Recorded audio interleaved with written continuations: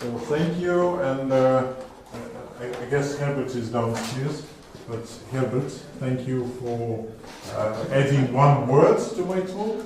Yes, so this more comes from Herbert. So the original title was without.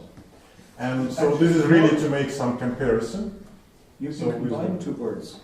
More odd, you can write odder. Yes. Okay, so the next talk will have a different title, and I will thank Don next time. So what I'm going to tell you, it's a little bit kind of a new thing, a new development in the. Thank you, Herbert. Yeah. Oh, for more. And so it's about. I probably don't need to say many words about this function. So because we already experienced it's completed in the previous talk, and so the whole story is that it is expected. And so yesterday I learned so from Javier and Clement, so that pi, zeta 3, zeta 5 are algebraically independent. So this is a conjecture for the Q.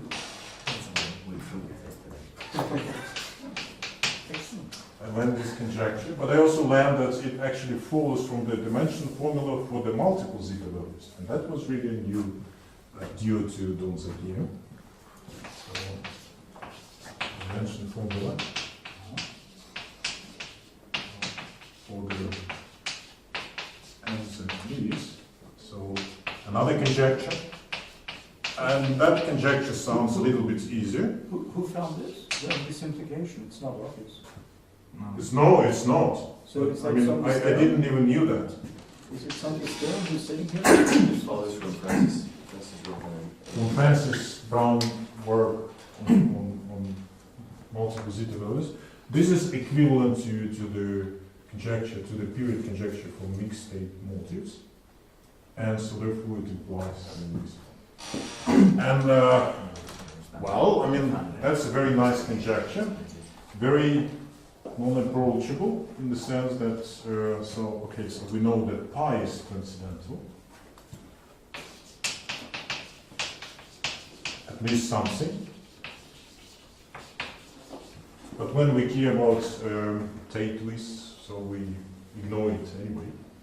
And so we also know, and this is theorem by Appioli, so 1978, that zeta 3 is not irrational. And it looks like, so that's the end of the story, like the irrationality of a particular thing, not even algebraicity or non-quadraticity, nothing at this time. And so at the time this was, so I was too young already at that time. And I couldn't kind of see. Yes, I existed nevertheless. And so I couldn't see what kind of consequences people were thinking about in this context. So at this, during this trimester, there are a lot of discussions about that theory, but nothing about irrationality. So in a sense, I will be trying to fill in the gap. And so to tell you the story which starts from this result, which is one of my personal favorites, so Appioli's theorem. Even, I mean, the proofs were contributed by several people afterwards, and so it's just the theorem. And so the next step, in spite of the kind of the belief that many things can be immediately followed from that, like zeta 5 is irrational or whatever, so it didn't work. The next step was taken by Bull and Rivoal in 2000. And what they did, they actually didn't prove anything about the irrationality, but they managed to estimate the dimension space. So the dimension of a Q of the Q space spanned by the first odd zeta values.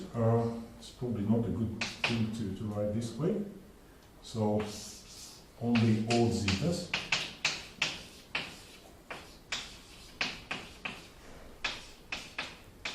What's the last argument? S? Yes. So in particular, it means that I assume that S is Oh. odd.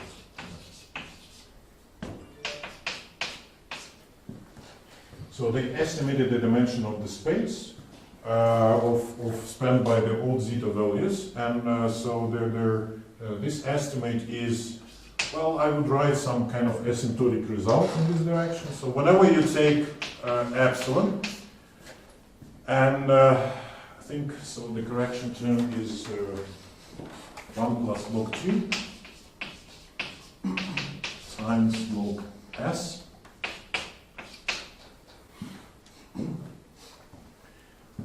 As for s sufficiently large, depending on epsilon, so you can choose this constant to be as close to 1 as needed. And so as a corollary, so they also show that these amounts, 1 minus epsilon over 1 plus log 2 log s numbers among zeta 3, zeta 5, zeta s are irrational.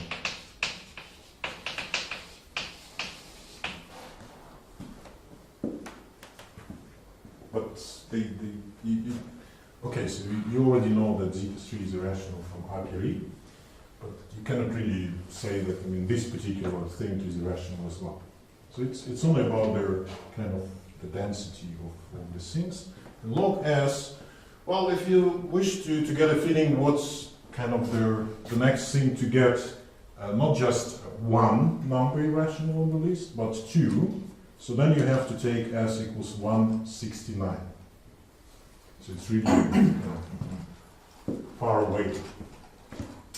And there were some improvements for small s.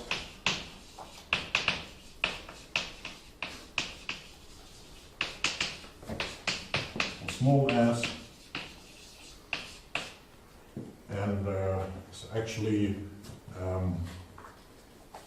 so I myself also took part in them, and but the asymptotic bound, this 1 over 1 plus log 2 times log s, was never improved. So there is kind of no way to improve using that construction. And so there, for zeta 5 alone,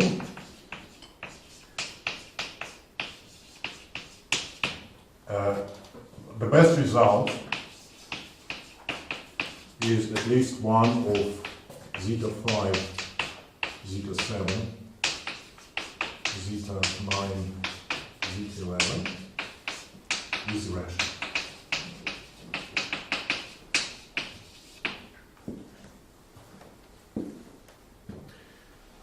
And so in a sense, so you see here it was the dimension of the Q space, and so there is some machinery in analytic number theory or in transcendental number theory that tells you that if you can construct linear forms in this particular set of numbers, like 1, zeta 3 up to zeta s, and you can control the size of these forms, they really tend to 0.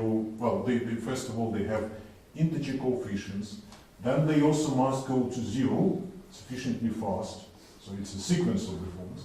But you also have a control for the size of the coefficients of these forms. So if you can glue all this asymptotic information together, so you can give the estimates of these Q space spanned by these numbers.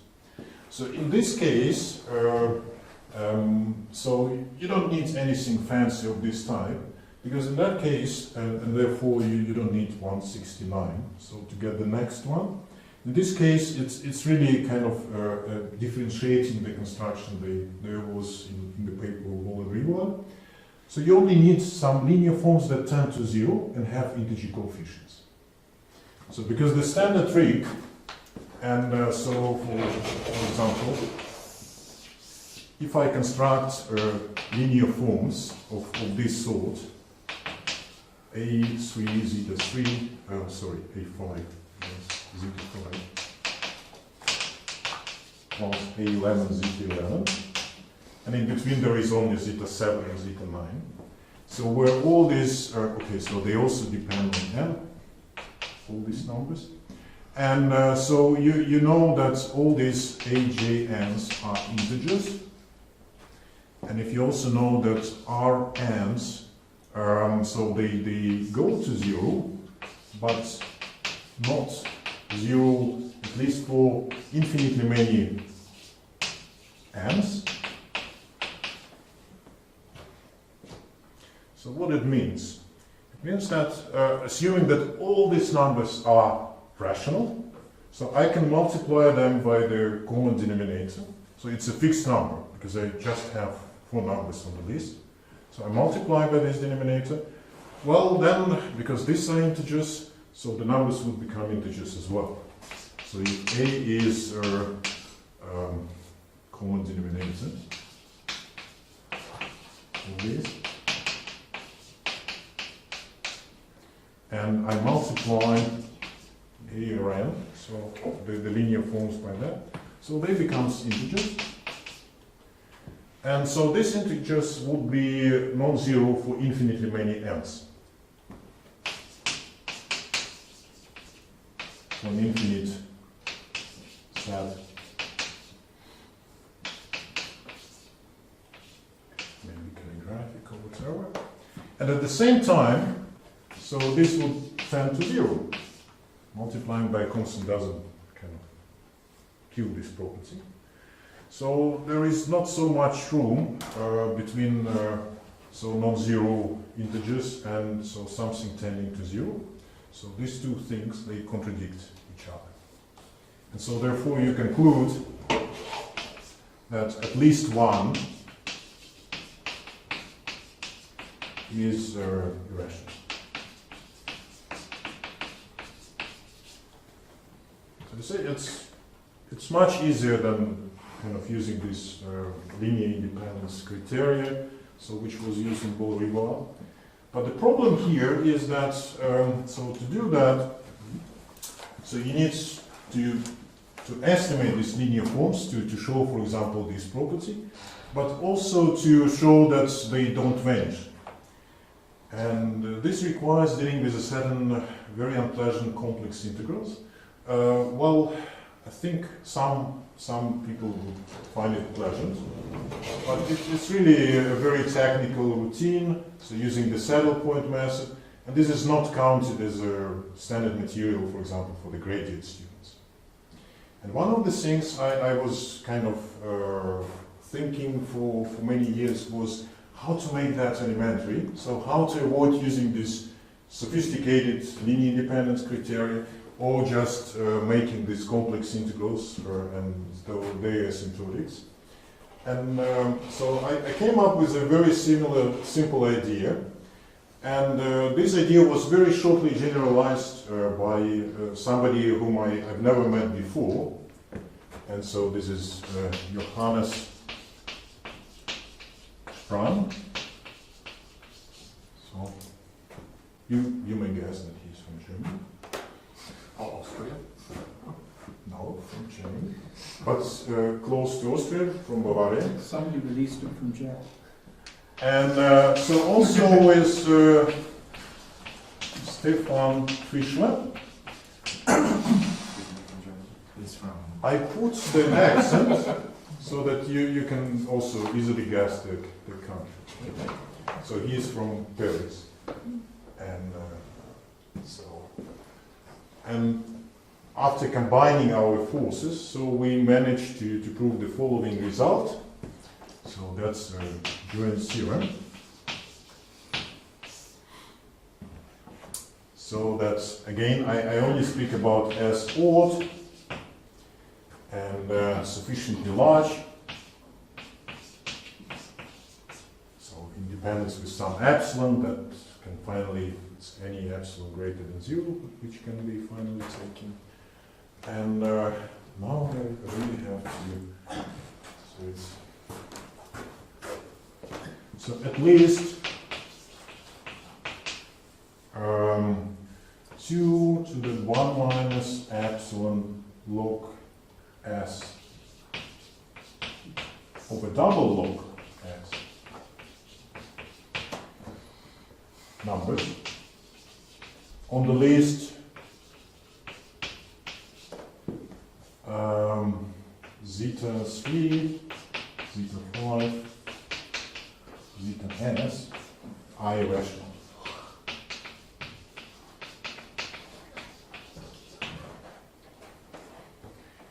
And quite remarkably, so we don't need any complex integrals, we don't need any linear independence criterion, so it's really rather elementary statement. So in the sense that the more sophisticated things we use is the prime number theorem, so because we need to control the denominators, Stirling's formula, and we also use some van der Waals determinants and some kind of generalized van der Waals determinants, and so we need so certain matrices are invertible, and that's all stuff we need. So 3 things, and yeah, so that's the principal ingredients. So I cannot compare this result with the Ball-Rivoal theorem. So why? Because the Ball-Rivoal theorem, it really tells you something about the dimension of the space. So here, we still have no control about how they kind of are dependent between each other. So we really give a list of the numbers, and for each of them, so we have the irrationality thing. So this is a little bit strange, because something I personally never seen in the topic, and this is because of a very special construction which is used here. And so you see, I mean, one of the advantages of having a German paper is that you have a courses. And of course, every of your courses will give a talk on the same topic, very different from yours. So I can only tell my personal story, so in the sense that I will try to give you ideas of how it works, and so like I see that, and therefore I will go to the paper which preceded this kind of activity, and so it's I don't know, by 1 month or 1 month and a half. And this was another theorem, which was solar contribution, and this is at least one of zeta 5, zeta 7, zeta 25 is irrational. Certainly not very impressive result. Right? But I will also include another thing in this theorem, another sentence, by elementary means. And then it becomes something different. So because in particular I want to use integrals, and so I will really give you an idea of how this construction works. So I will then indicate. So is it a clear statement? I was struggling because I thought it went up to 2s. I think it's 25. Yeah, I guess it would be sometimes different. Yeah. I should write 5 squared, but then still there will be 5. Yeah? Okay. But this is not s. Yeah? No, that one is clearly a 5, but the other one looks like 2s. Okay. I didn't see how it could be odd. And I will also make some links to what was before, because I mean the construction is really kind of, it goes back to this Ball-Rivoal and actually to some hypergeometric context, and so therefore it's very related to that context. So I will introduce something, some function, which will depend on n. So remember that I need a sequence of something tending to 0. And so this n would indicate the numbering of the elements in the sequence. And so this is, okay, so I will fast write the things. So it's the product of consecutive, so I can write it as the Pogamer symbol, but I believe this is kind of much easier to understand what's going on here. So I have the product of consecutive numbers just down. And then I have a similar product of the things raised to from n plus 1 to 2n. So then I have a quotient of what is in between. So it's t plus 1, t plus n. And I will take the s power of that. This is essentially the function which was already used in this Rivoal story. Except that, okay, so there were more kind of, these products were a little bit broader, over the broader range, but essentially that was it. But now I also have more factors here, which corresponds to the shifts of all these numbers in the numerator and denominator by half. So it means that I will start with t minus n plus half, and then it would be t minus n plus 3 halves, and I think that the last one will be t plus 2n minus 1 half. So I kind of make this function more complex, or complicated, if you like. And then I also wish to get some arithmetic normalization, which is always comes as the power of n factorial. And I think in this case is... Somewhat confusing way to write it. You've written some of the products going up and some going down. So, well, but anyway, so it's, I would say it's a historical way of writing these things, but so wait, I will collect but that. just I will to collect make sure, if I replace the denominator by the s plus first power, I will do that. oh no, that still doesn't work because they No, have... it works, yeah. So I will replace that, and you will see that So it works. perhaps you put every, then it's just a single part number out. Yeah. Is that right? So I really try to stress that, I mean, so before that there was no this block. Yeah. So now, I mean, this is kind of an extra. And yeah, this extra comes with extra difficulties, of course, but not too much. And I also wish to, for the arithmetic normalization, because I have all the halves here, to have an extra 2 to the power 6n. So there are 3n factors, and to compensate what will come in the denominator, I actually need the, so for each of them 4. So to kill the denominators that will come afterwards. And yes, that could be written much simpler. So I can write this as a product of for j from 0 to 6n, c minus n plus half j, divided by the product of t plus j, j from 0 to n to the power s. That's a very compact way. S or S plus 1? Oh, s plus 1. That's a much complex way of doing the things, but it's the same expression.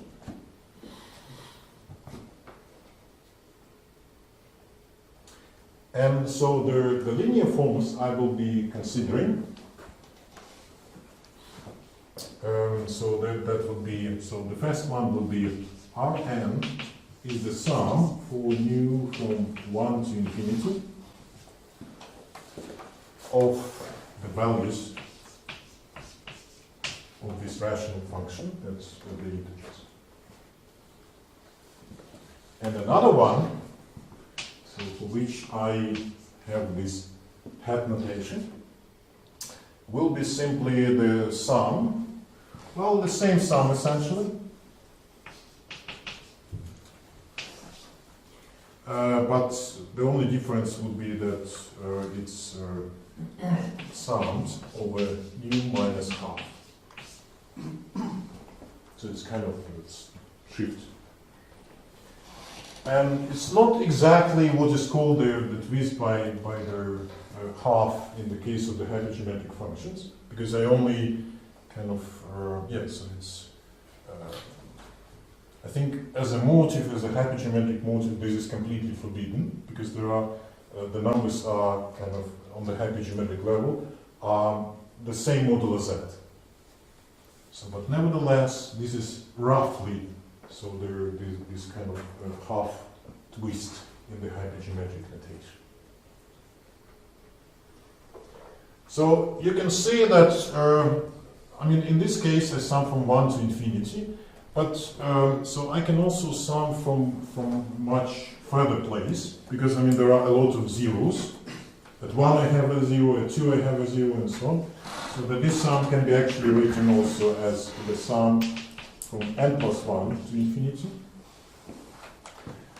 And in this case, well, I have the zeros, well, just before and after, so I can actually sum this either further away or just before. So I can sum this in many different ways. For example, I can do this from similar. Or I can also do the same sum. I will raise this, yeah, so I think something like from minus n plus 1 over 2 to infinity. So I can start it not further away, but just in the different direction move the summation index, because it will be a lot of zeros anyway, so who cares when we sum the zeros at the same thing. So now it's time to make some training. Yeah.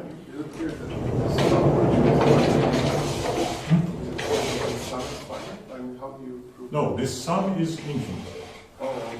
So they all go to infinity, but the point is that I can start so from any place, because the corresponding, so you see in the denominator we have zeros at all these points. So at 1, so which I have, at 1 it has the 0, at 2 up to n, so therefore the actual sum is from n plus 1. But the sum is a function of t? Of n. Of n, yes, because for each n, so I will have a different kind of thing for the sum. But there's no t. Because I put u inside the sum. Yes.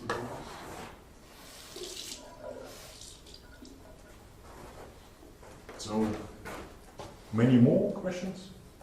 I mean, it's very important that you, so you, even if you keep the structure of this, you sort of several things could vary, like the 6th end. You could start at minus something else or take a different number. It's important.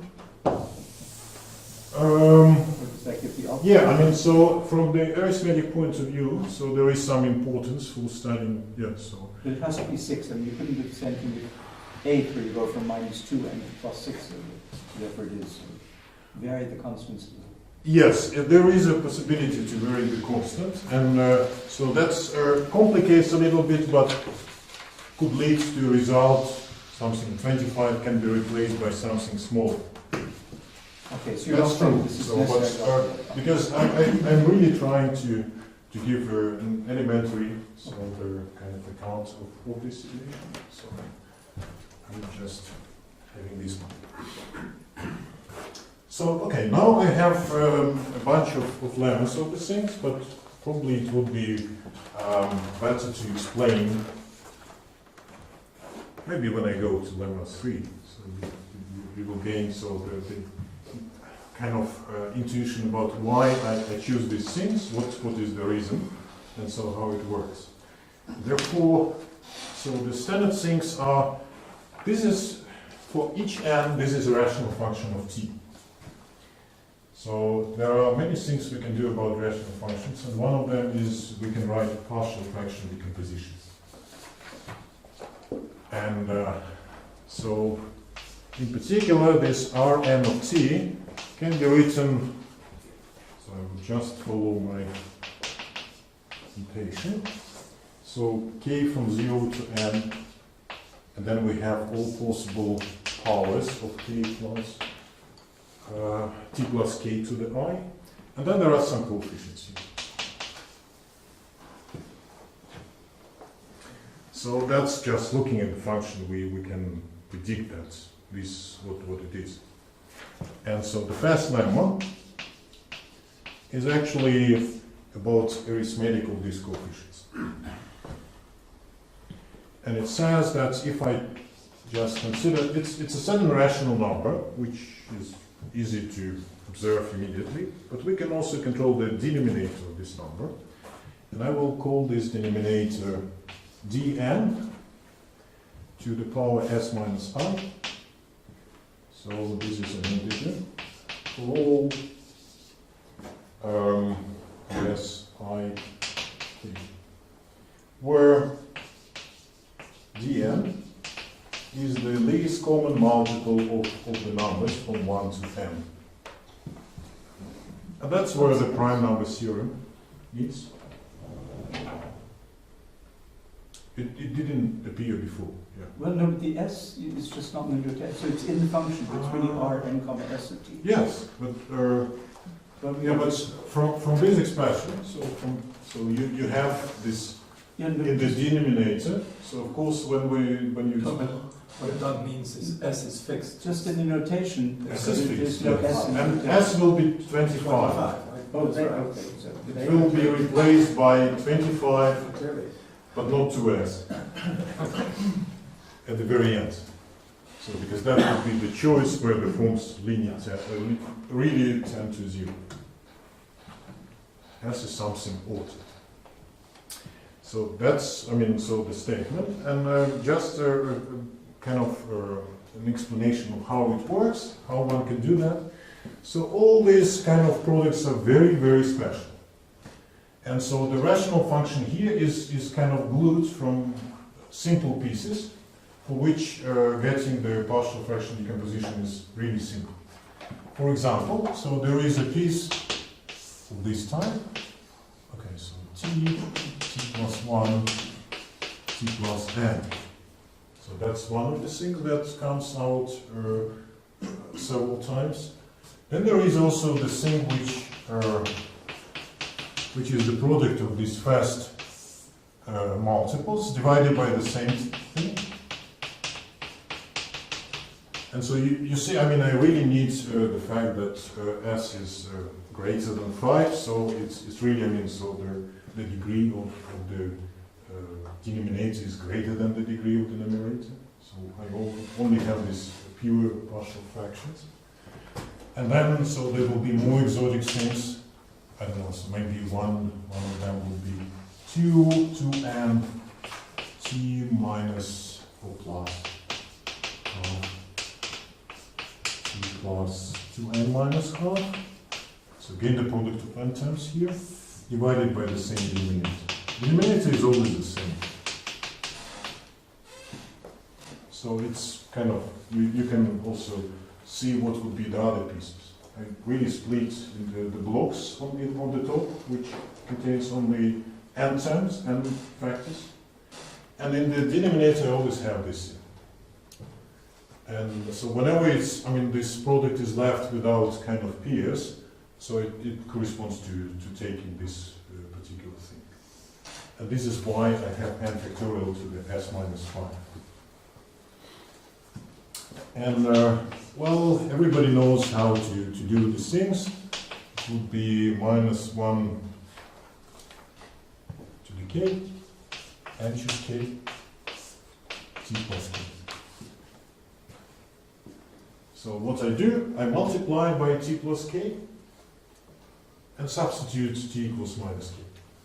That's a standard algorithm.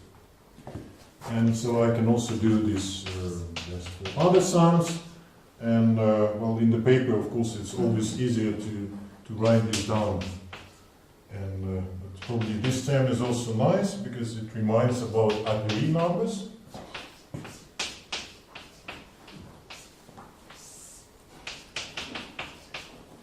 And this is indeed related to the original story of a priori.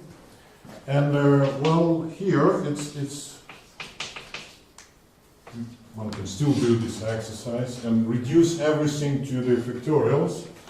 And I think in this particular case, it's minus 1 to the k, 4n minus tk, choose 2k, and also 2n choose k, divided by t plus k. and also for all these intermediate things as well. So the function Rn is the product of these blocks. And so you see, I mean, these all are integers. Now, so what happens if I take the product of these sums? Of course, there will be kind of very different things appearing. So with integer coefficients of the form, so this would be some power, and then there will be some, so that would be all these kind of things appearing, where S1 plus SR is S. So if I take the products of, so that corresponds to the function. Okay, so I will have exactly S elements in this product, and they will all correspond to this, so there will be a sum over all K's and all S with integer coefficients. But it's linear algebra, so we can really do for individual pieces. And what's happening here, so whenever I have a piece that corresponds to different things, like this product, so what I can do, I can individually write what is the partial fraction expansion of this term, and up to a sign, which I will correct if it's wrong. It's this formula.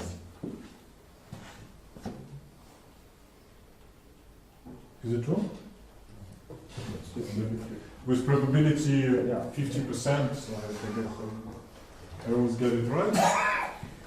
But the point is that, so you see, whenever we have two different K's in this product, so we can use this thing, so then we will get products where we have a smaller value of this sum, but they will be less kind of different, so K's in that product.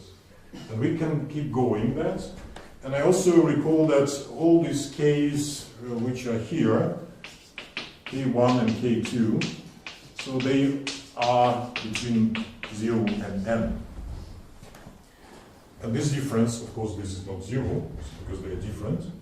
So if I multiply by the dn, which is the least common multiple of the numbers up to n, this is an integer. So whenever I apply this kind of product rule, so I need to compensate so this non-integrality, I need to multiply by dn. And then, so at the very end, so I will end up with only single terms, 1 over t plus k to some power. And so the power, so would be exactly s minus I, if I need to compensate I times, so by this dn, so the corresponding things. And this is what is written here. So you don't need to apply, I mean, the algorithm to the function Rn, so you can do that piecewise. So lemma 2, and this is kind of a crucial property of the function that goes back to this whole Rivoal story, is that so if I consider the numbers with these things, and if I consider also kind of the ones that's where I apply this involution, k goes to n minus k, so I get an extra sign, minus 1 to the I minus 1. And this is true for all I and k. And for the proof, I only need to notice that if I substitute for t in the function, which is defined there, so minus t minus n. So just look what happens with the function. So actually, the two things, the two products on the top, they just swap. And so this thing, it's also kind of reflected symmetrically, and the same also happens for the denominator. But everything, I mean, changes the sign. All the factors changes the sign. And so if you just compute this sign, this is minus 1 to the I minus 1. Sorry, it's minus in this case. So you're back to your function, so it doesn't affect. And then you simply, okay, so, but you have this expansion. And so you can also apply the same involution, minus t minus n, so to this expansion. And that would replace the things k with n minus k. But you also gain some sign here, minus 1 to the I. So that would be some minus 1 to the I, and then some ai n minus k t plus n minus k, so t plus k to the I. So if you compare this, so because this is minus, so you get this property. This is what is called well-poised hypergeometric property. This type of reflection symmetry.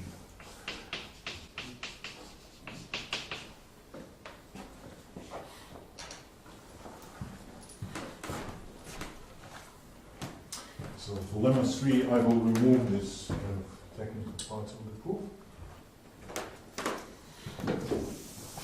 So any questions?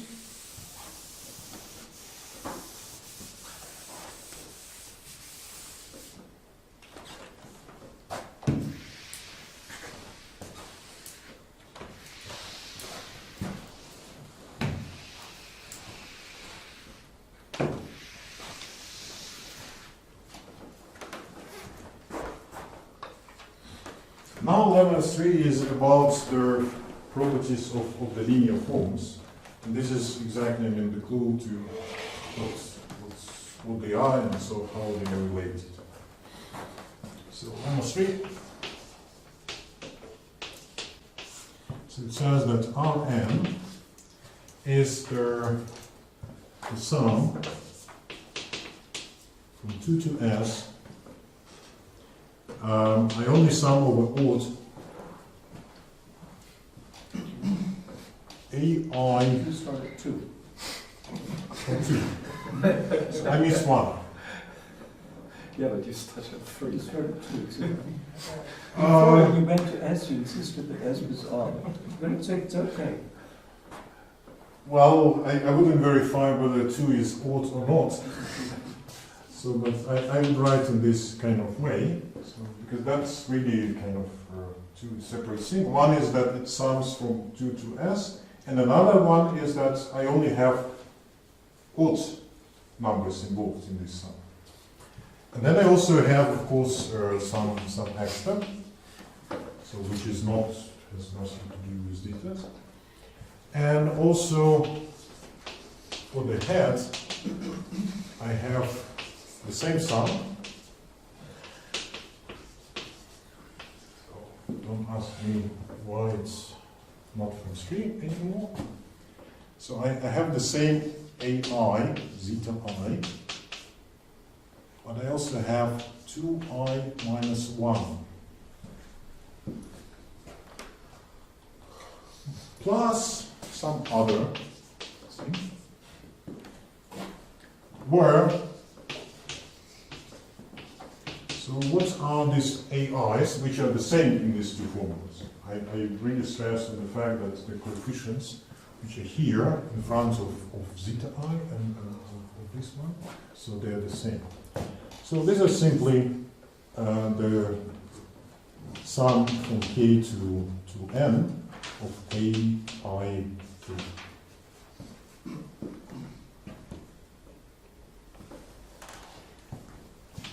And therefore, ai is 0 for I even. Because of this property, if I consider the complete sum over k, well, it equals to itself with the minus sign, so even I. So therefore it drops out. And so from this formula, I already know that multiplying with s minus I, this will give me an integer. But the other rational numbers, which are there, so the formulas for them, so it's also a very explicit formula, which implies that this, after multiplying by the s power of the n, is an integer, and also the same for the hat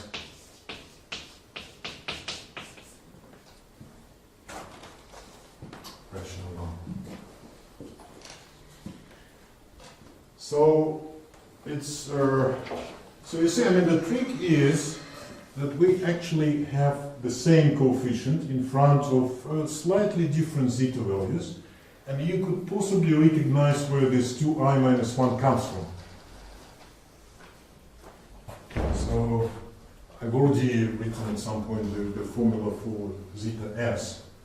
So but 2i, so let me just write this as a note. 2i minus 1 zeta I is actually the sum of 1 L minus half to the s. Who with zeta function? So with the shift by half.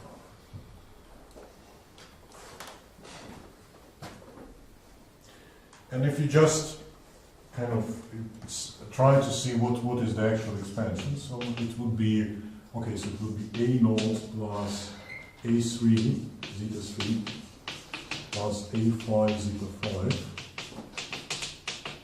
a 20 sorry s zeta s, and for the other one, so I will get, so first with the half, but then I will have a3 7 zeta 3 plus a5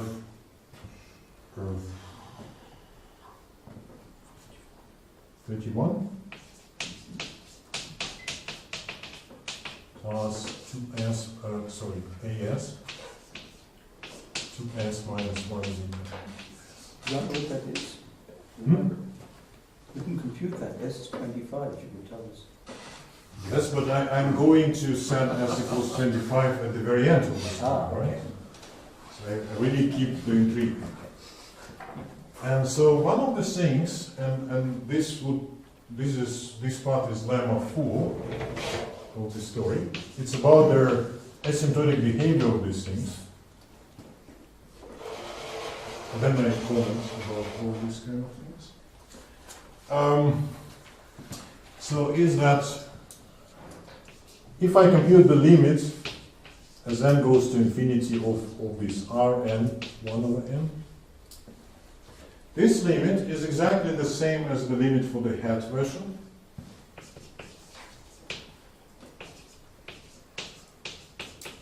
So asymptotically it goes like some constant to the power n, roughly. So therefore I take the nth root, and this is a finite limit. And so, okay, I would write it in a fancy way. So then I will explain what g and x naught is. And the limit of the coordinate of these two things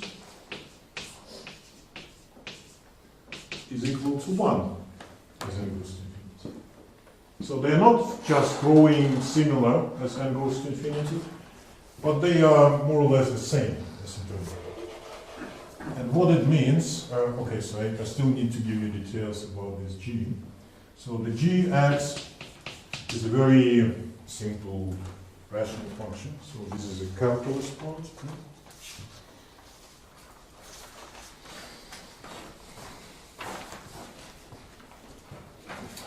So I would even write it as 2 to the 6 without computing what it is. X plus 3, 6, x plus 1, s plus 1, divided by x plus 2 to the power 2s plus 1.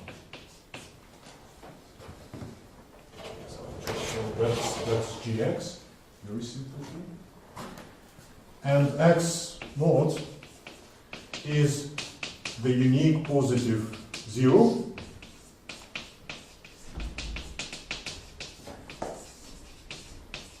of certain explicit polynomial that again depends on the x. X plus 2 to s plus 1 over 2 minus x plus 3 to x plus 1 s plus 1 over 2. There is only one 0 of this polynomial greater than 0. It's very close to 0 whenever s becomes larger. And so then you substitute here, and so you have the growth of your linear function.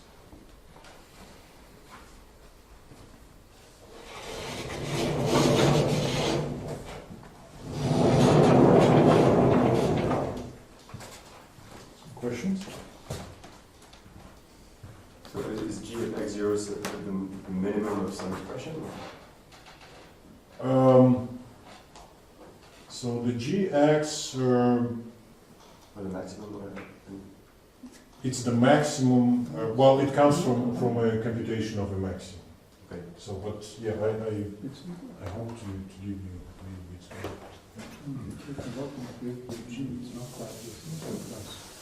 So what? So what's wrong with the g?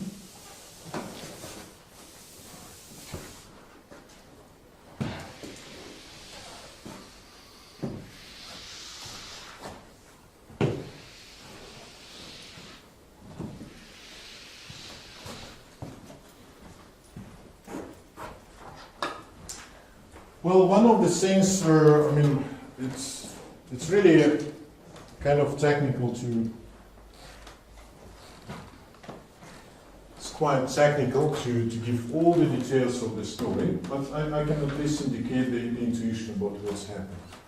So, in order to compute the corresponding Rn and Rn hat, so one needs to use this partial fraction decomposition, and then so.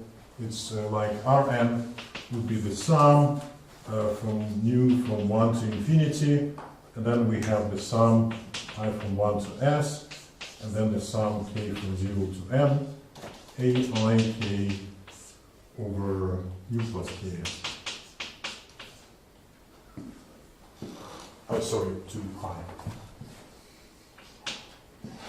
And so what one can do, one can just regroup the summands in such a way that the summation is over I and over k, so it goes up. And then, so the sum over nu, so it's just the remainders of the sums for the zeta values.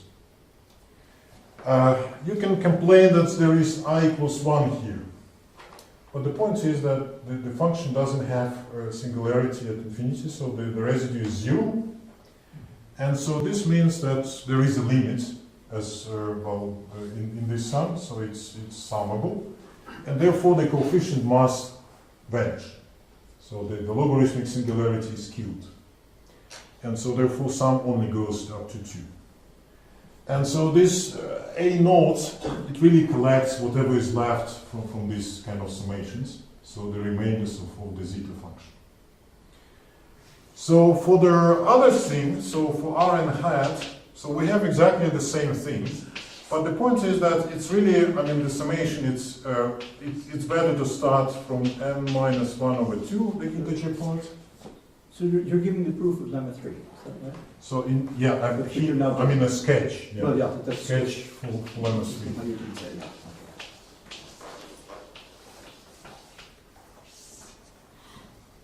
So you have exactly the same story, but it's better to start not from 1, but from the latest thing. And so the reason is that, so again, s, and then the sum over k from 0 to n. Now I have aik over nu plus k minus half to the I. So if I start further away, so what would happen if I would kind of consider the things which show up here? So some of them will involve the remainder of this Hurwitz zeta function, and some of them so will be kind of the preceding part of the Hurwitz zeta function, so summing earlier. And so this too, because I started in the middle of everything, so they will contribute with smaller denominators. So it's really, I mean, to have a better control on the denominators of these linear forms, and really to conclude that this is dm to the s, not something bigger. So that's kind of a trick that comes from the fact that we can sum from whatever place we like. And for lemma 4,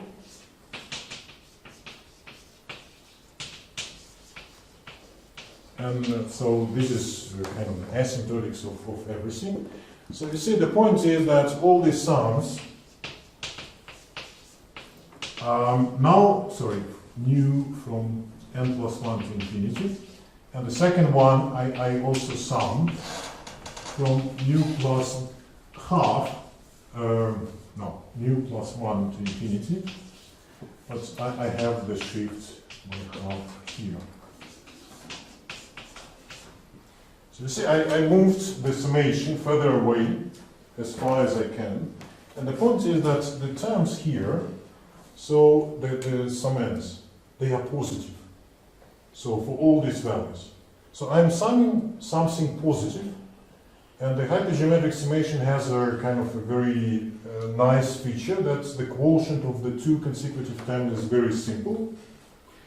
And so whenever I have a sum of positive terms, hypergeometric terms, so the main thing contributes from the maximal term here, and maybe from some neighbors. And so we only need to use Stirling's formula to write down the asymptotics of these intermediate terms explicitly. I think this thing is very well explained in a quite nice and quite friendly book of Decomposition.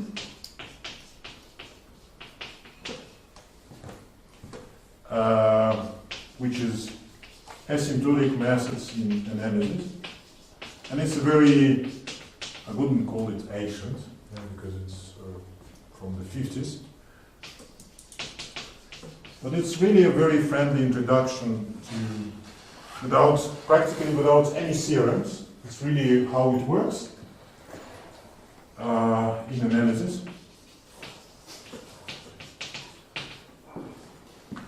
And in particular, there is a treatment of all such cases where you just need to sum positive terms. And then, so you look what term contributes the maximal asymptotics from this Stirling's formula. That's where this function g comes from. And x naught, it corresponds to the index of that. So because, roughly speaking, so the maximum is at the term which is x, the integer part of x naught times n.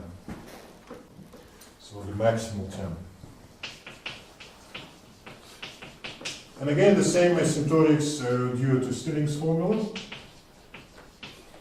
It also gives you kind of that the quotient would be, the quotient of the corresponding maximal terms, and it's 1. So it's very easy to see.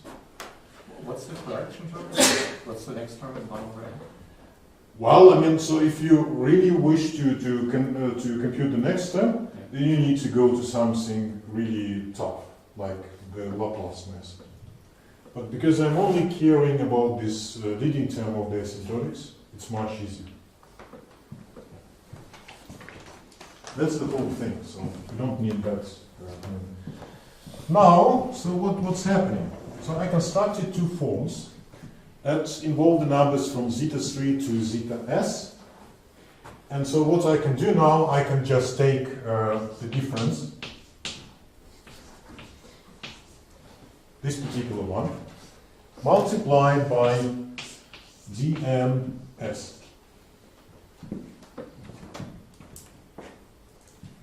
So what is this one? This is, okay, so I would write that this is somewhat in the space of the things that don't have zeta 3 anymore.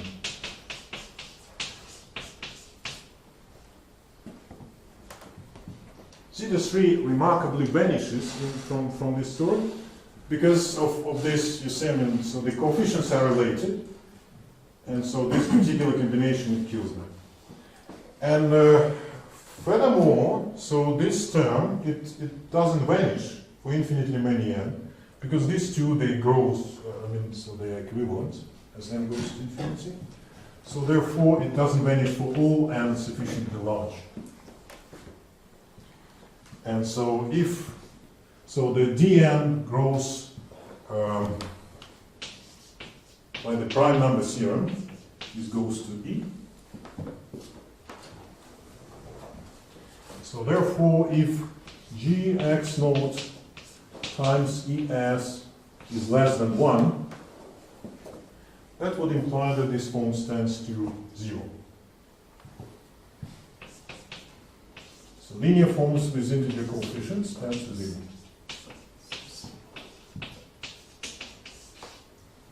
They're not 0, and they tend to 0.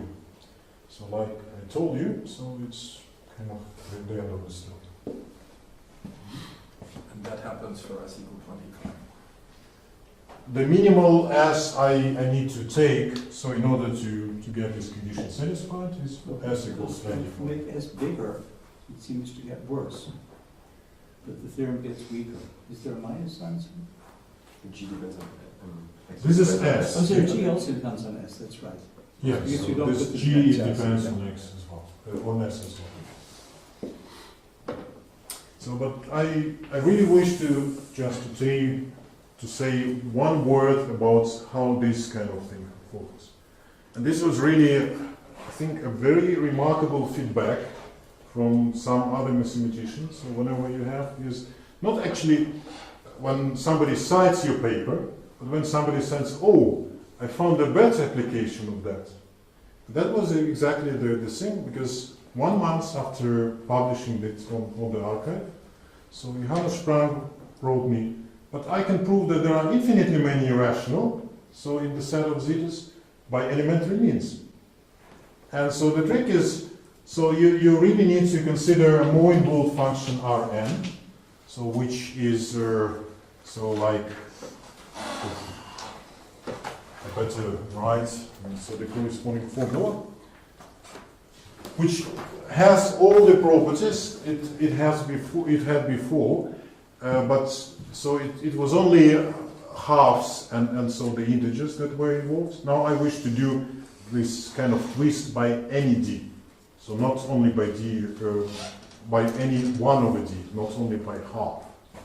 And so for that I need the function which is okay, so d 3dn n factorial, so the familiar guide to s plus 1 minus 3d.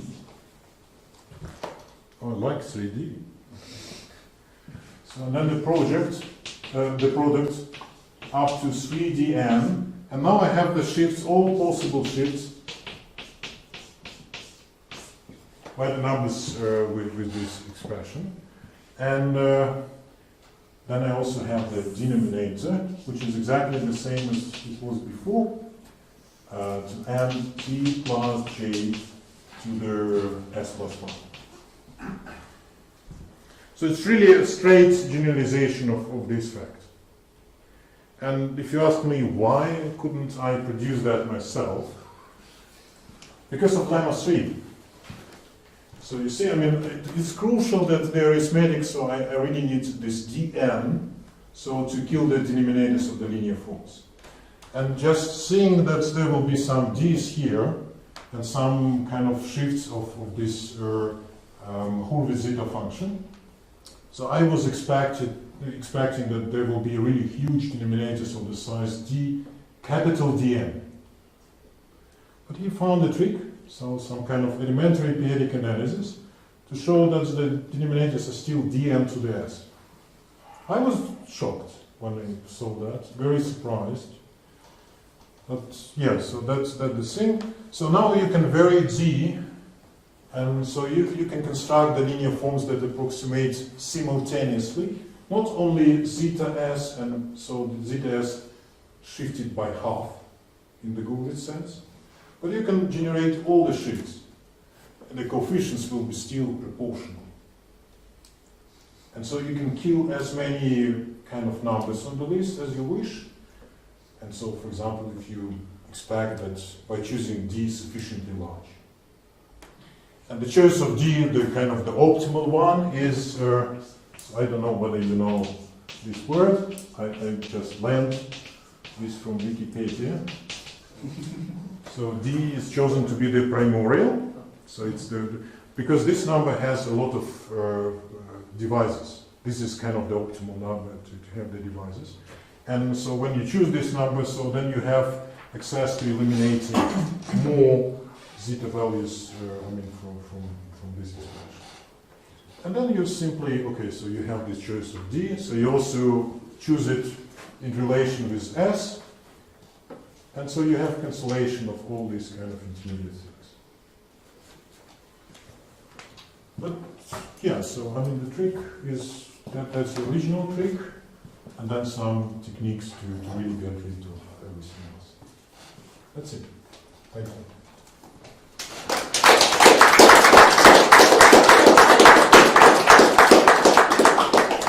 Thank you. Questions?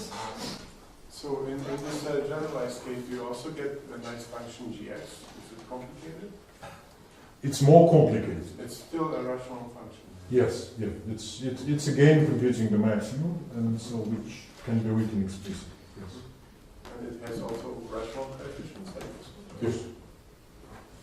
It's really, I mean, so kind of a very minor generalization from this perspective. With the same estimate, I mean the estimate from number 4, would it also follow from an integral formula for these numbers?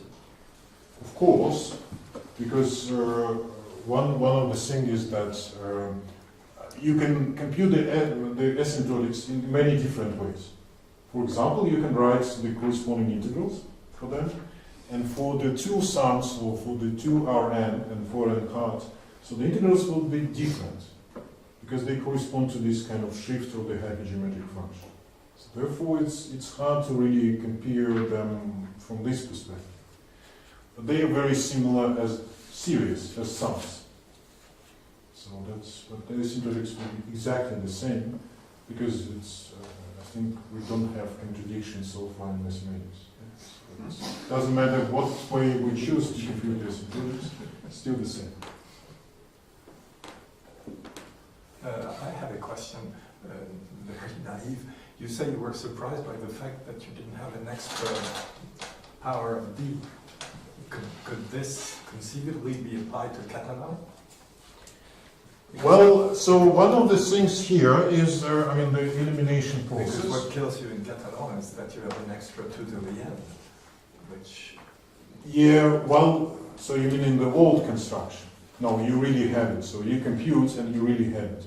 So one thing, when I asked Johannes how he could kind of arrive at that, so the answer was very simple. He experimented. So he didn't have any background, special background. So he just computed the things and he found that the denominators are it, and so he just proved that. So for me, I was looking at those and no, it couldn't work. So, and therefore I was very surprised. So sometimes it's better to have a fresh eye on the things that are known to everybody. So what was the role of the second counter? Or the second one? Stefan. We need also to eliminate these things. But you cannot really be so specific, because I think, I mean, so the choice of D and so on, so we kind of discussed together what would be the optimal one. In Rivoal, in Rivoal's construction, there is one extra parameter R. And so originally, so we were kind of fighting whether we need that parameter or not.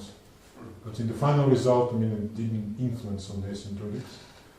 And it was very painful to drop it, because it was already written, and so we did that without mistake, at least.